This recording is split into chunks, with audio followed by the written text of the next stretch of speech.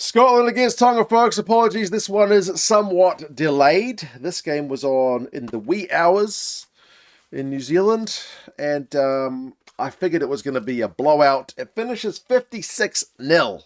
So I think I got that kind of right in terms of prioritizing a bit of sleep. But Scotland put on some tries. They kind of bookend this game with two really good periods of play. Tonga, you feel like maybe started a bit rusty, lack of prep, and then finished the game a bit tired as the Scots were able to open them up. But the middle of the game, Scotland will be a bit frustrated not to punish a team which had fewer players on the field for the vast majority of that kind of middle period. And Tonga would have loved to have a couple of games in prep for this one. I don't think it's going to make a difference in terms of this, like the result, but maybe it would have been a better scoreline if Tonga were able to get some points. Some chances they had not finished, kind of lacking a bit of clinical edge. We'll go through some of the key events and stats pretty quick. You guys can let us know your thoughts. Scotland had attacks down the Tongan end early. Couldn't convert the first kind of opening salvo. Tonga managed to hold them out, but they got their first card, and boy, did they have some cards in this game. Like, I thought the Irish game against the Box the other day was weird in terms of the pure number of penalties and cards. Now, this game doesn't get to that degree, because that game, I think, had, 6 cards and 30-something penalties. This game was 4 cards and 24 penalties. So it's a degree below, and all the cards go to one team, but it was still also a high kind of discipline-affected game. Samisi Paya, he gets initially yellow carded for falling on the limb of George Turner at the breakdown. It's not a good look. World Rugby's really trying to stamp that out, and he rightly gets sent from the field. They upgrade that one to red. As I said, they are taking a hard line on that, so it's a less than ideal start from Tonga, to put that mildly. And Scotland initially can't punish. It looked like, for sure, Tuipulotu had gone over for Scotland, because he's brought down right next to the padding of the post, reaches out, puts the ball down, but the ref says it's a double movement.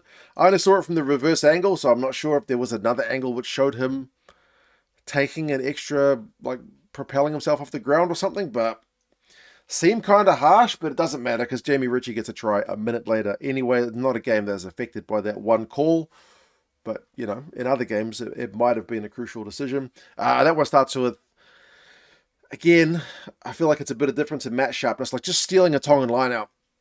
This is a team in Tonga who haven't played any games apart from a prep game against an emerging Scottish team earlier in the week. Like, they get their line out stolen.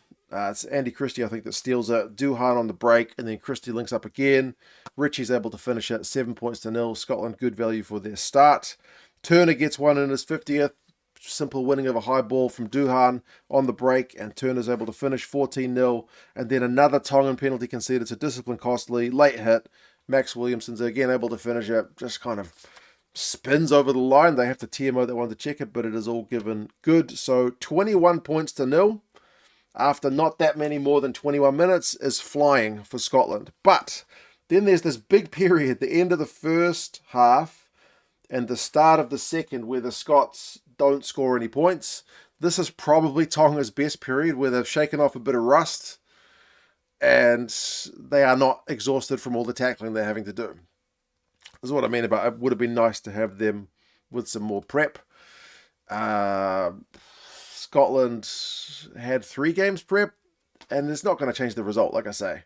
Scotland's always going to win this game, but it might have been a bit closer than 56-0. They did have some chances, Tonga. Didn't take them, like 50-22 from Pellegrini, I think it was nice. Nothing converted. Penalty chance, go for touch, down Scotland's end.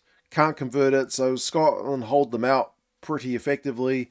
Bradbury has a break. Scotland look to get back on the front foot. Big Ben Tamiafona wins a breakdown penalty to shut down that Scottish attack. Tonga have another chance to kick for touch down Scotland's end, but they miss touch.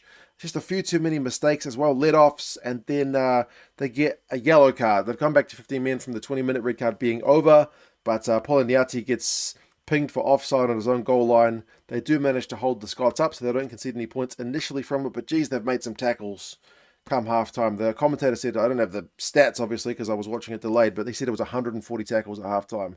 So a bit of a Herculean shift. But only 21-0. I say only. given that they hadn't really conceded many of those last kind of 15 minutes.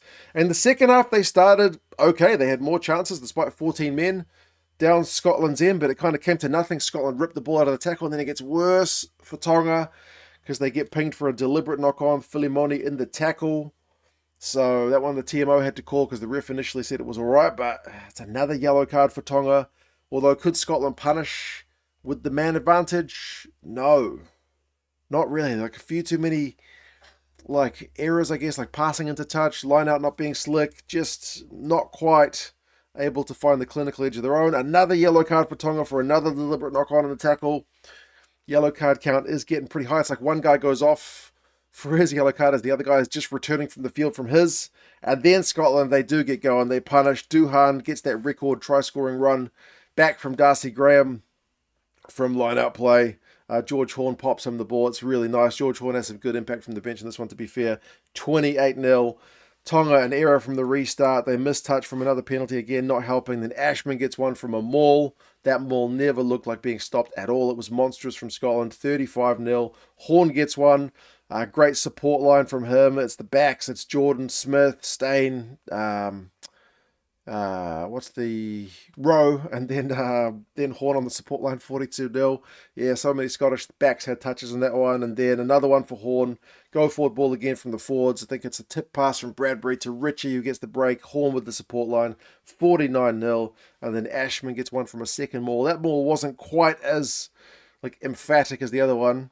Doesn't quite go as quickly, but Ashman's able to get the ball down, reaches out, so 56-0. Yeah, I don't think Scotland have raised a heck of a lot of eyebrows here, but again, they were in had a pretty rough couple of weeks. But it's nice to send the Scottish fans who showed up, in good numbers, send them home with a bit of a smile, having seen some entertaining rugby. Penalty count is 17-7 against the Tongans. Yellow cards 3 and 20-minute red card 1. So that obviously didn't help their cause. Bradbury was massive on the carry. I think 15 carries, beats 4 defenders, sets up a try, so good shift from him. Burke and Duhan both had 3 clean breaks. Duhan broke 6 tackles and scored his try. White and Russell both... White and Ritchie both set up a couple of tries. Russell wasn't playing. Onyeama-Christie had 26 out of 28 tackles, which is quite a shift. But yeah, good to see Tonga get a game. Somebody mentioned that the Scottish, I didn't see it confirmed anywhere, but the Scottish Rugby Union helped kind of fund the Tongans to come. Otherwise, they might not have been able to play. So if that's true, good on them for seeing this team get a game. Because, as I said, since the Pacific Nations Cup, which is a World Rugby funded competition, these guys haven't had any games. So yeah, it'd be nice to see them get some more games against some good teams. But yeah, Scotland for this one, just too good. You guys let us know your thoughts on the game. How much do you take from this? Is it a heck of a lot or not so much? Seeing Tuipulotu in Big Ben Tamiafuna's jersey for the post-match, because they swapped jerseys, was rather comical, because it's a big jersey, old Big Ben's. But anyway, you guys take care, and I'll talk to you guys again soon. See you later.